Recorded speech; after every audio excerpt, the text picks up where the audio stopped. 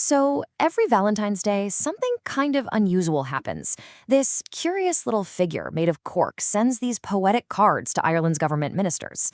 And on the surface, he just seems like this charming piece of local folklore. But as we're about to see, the reality is, well, it's way more complex than that. Okay, check this out. Here's his card for the Minister for Foreign Affairs. He's writing about diplomacy and the strength of silence, and you can see him just relaxing with a pint and a UN book. He comes across as this really wise, observant kind of character, right?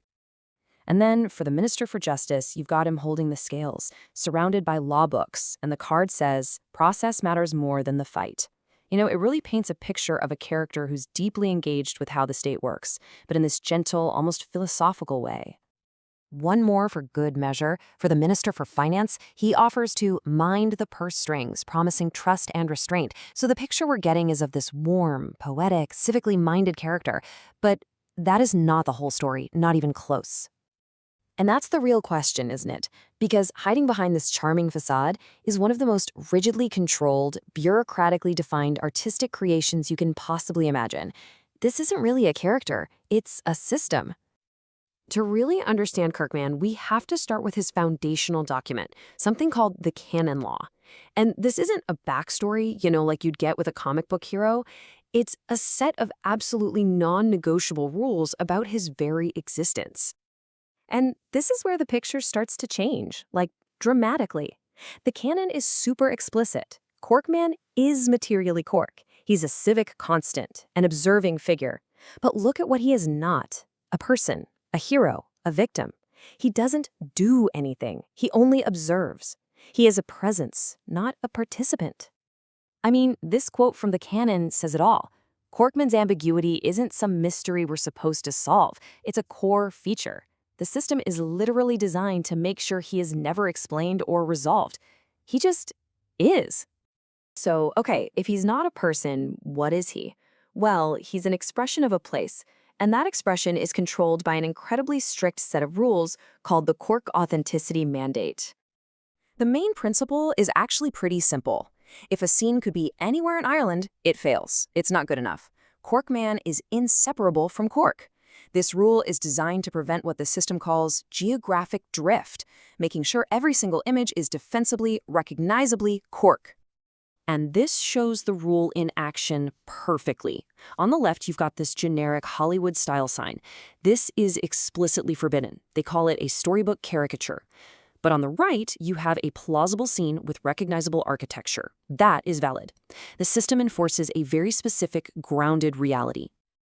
The mandate gets even more granular too, explicitly banning architectural styles that just don't fit Cork's DNA.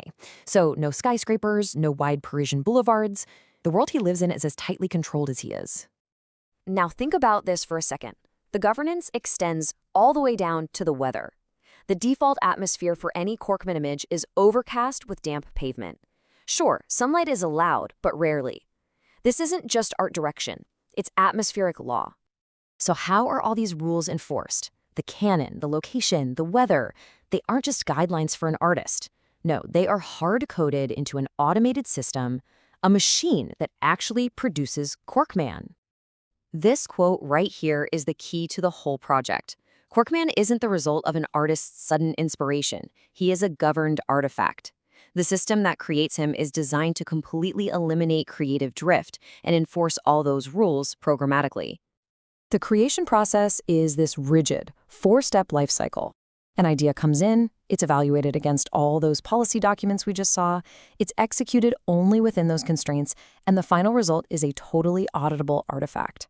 There's just no room for error or improvisation. And here's the system's ultimate guarantee of control. Every single image of Corkman is created in a process that is documented, auditable, and perfectly replayable. That last line says it all. If evidence does not exist, the run did not happen. This is basically art as bureaucracy. So what does this entire, complex, automated system actually produce? Well, the ultimate expression of all this control is a physical book, and its very structure is locked down by contract. The book has what's called a structural lock. And what that means is the page numbers, the section order, the entire layout, it's all immutable. It's a non-negotiable contract that governs the physical object itself. And on this simplified flat plan, you can see exactly how it works. Section 1 will always be pages 9 to 48 and contain exactly 20 stories. Section 2 will always be coloring pages in its own fixed range. This structure cannot change, ever. And this single sentence just perfectly captures the entire philosophy of this project. The container is permanent. The art, the stories, the specific images of Corkman, sure, they can be updated every year, but they must always fit into that predefined, unchanging structure. So let's just step back and put this all together. On one hand, you have this charming, poetic art, and on the other, you have a cold, rigid, automated system of production and control. This is the paradox of Corkman. Let's go all the way back to one of those Valentine's cards, this one for the Taoiseach, Ireland's Prime Minister. We see Corkman with a humbled heart. But now we know the truth. We know this image wasn't just a simple creative act.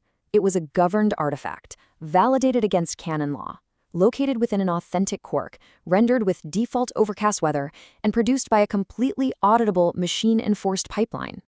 Which leaves us with a pretty big question.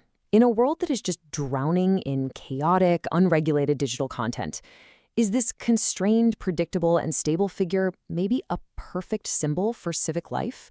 Or is this art by committee, a character locked in a bureaucratic cage, a warning of what happens when creativity is lost to control?